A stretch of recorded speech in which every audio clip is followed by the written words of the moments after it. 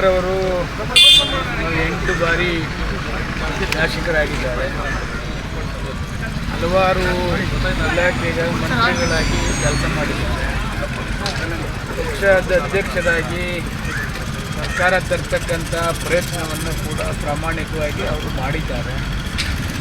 ಜೊತೆಗೆ 2023ರಲ್ಲಿ ಬಂದಂಥ ಸಮಯದಲ್ಲಿ 2.5 ವರ್ಷ ಅಂತೇಳಿ ತೀರ್ಮಾನ ಆಗಿರ್ತಕ್ಕಂಥದ್ದು ಅವರ ಹೇಳಿಕೆ.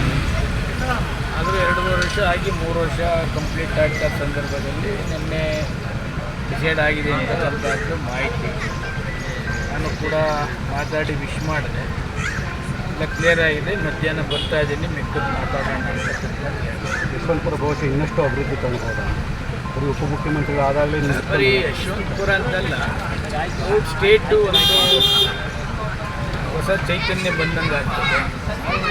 ಶಿವಕುಮಾರು ಒಂದು ಥರ 24/7 ಕೆಲಸ ಮಾಡ್ತಕ್ಕಂಥ ಪ್ರವೃತ್ತಿ ಮುಂಚಿಂದನೂ ಕೂಡ ನಿದ್ದೆ ಮಾಡೋದು ಅದು ಮಾಡೋದು ಏನೋ ಇಲ್ಲ, ಹೋರಾಟ ಮಾಡ್ತಾರೆ.